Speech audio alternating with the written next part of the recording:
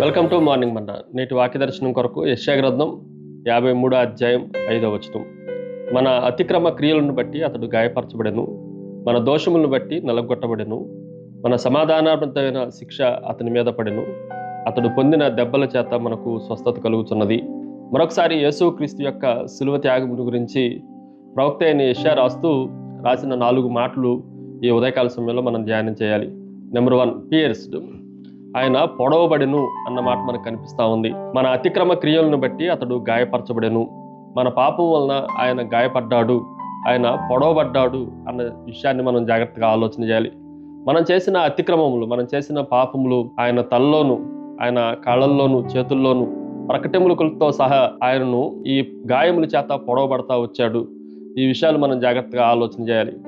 చాలా సందర్భాల్లో స్నేహితుడిని కాపాడటానికి బుల్లెట్ ముందుకి దూకిన ఒక స్నేహితుడిలాగా మనం పొందవలసిన దెబ్బలకి ఆయన గాయపరచబడ్డాడు అన్న సత్యాన్ని ఈ ఉదయకాల సమయంలో మనం గ్రహించాలి. Number 2, it is a pressed. నలగొట్టబడుట, అనగొట్టబడుట. ఈ మాటను కూడా మనం జాగ్రత్తగా ఆలోచన చేస్తే దేవుని వాక్యంలో మన దోషములను బట్టి నలగొట్టబడెను అని రాయబడింది.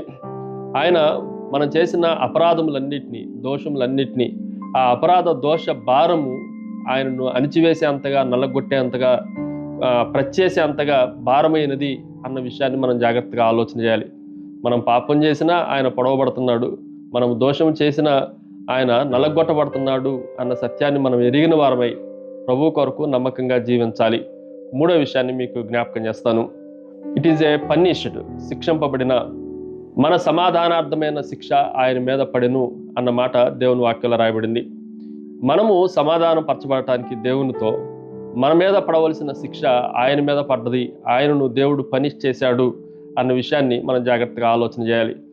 ఒక న్యాయమూర్తే ఒక వ్యక్తిని దోషిగా నిర్ధారించిన తర్వాత ఆ సీటు దిగి వచ్చి ఆ దోషి కొరకు తానే జరిమానాన్ని కట్టినట్లయితే ఏ విధంగా అయితే విడిపించబడ్డాడో, దేవుడు న్యాయమూర్తిగా, ఆయన కుమారుడైన దేవుడు సత్యవంతుడిగా ఉన్నప్పటికీ ఆయన మన పాపముల కొరకు ఆయన సమాధానార్థమైన శిక్షను అనుభవించి మనల్ని తీర్పు నుండి విడుదల కలగజేశాడు, విముక్తి కలగజేశాడు అన్న విషయాన్ని కూడా ఈ ఉదయకాల సమయంలో మనం జాగ్రత్తగా ఆలోచన చేయాలి.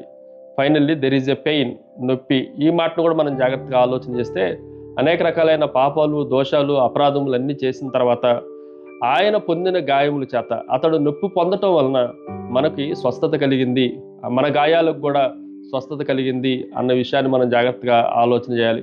కొన్నిసార్లు శస్త్రచికిత్స చేసేటప్పుడు, సర్జరీ చేసేటప్పుడు పేషెంట్ కన్నా డాక్టర్ గారికి కూడా కొన్ని బాధలు, ఇబ్బందులు, ఇరుకులు అనిపించవచ్చు, ఆ కాళ్ళు నొప్పులు రావచ్చు. అయినప్పటికీ ఆ బాధ అంతటిని తట్టుకొని ఆ రోగిని స్వస్థపరచడానికి ఎలాగైతే ఆ గాయాలన్నీ ఆయన స్వయంగా అనుభవిస్తాడో, ఈ పాపం వల్ల వచ్చిన గాయాలన్నిటి నుండి మానవుడు స్వస్థపరచబడటానికి ఆయనే గాయపరచబడ్డాడు, ఆయన పొందిన గాయముల చేత మనకు స్వస్థత అన్న విషయాన్ని ఈ ఉదయకాల సమయంలో మనం గ్రహించాలి. ప్రార్థన. సకలాశీర్వాదములకు కారణభూతులు తండ్రి, మరొకసారి మా కొరకు మీరు నలగొట్టబడ్డారు, మా కొరకు మీరు పొడవబడ్డారు, మా కొరకు తండ్రి మీరు బాధ నొందారు.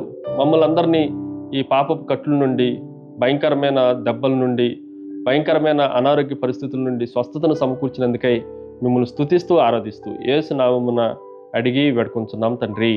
ఆమెన్. God bless you.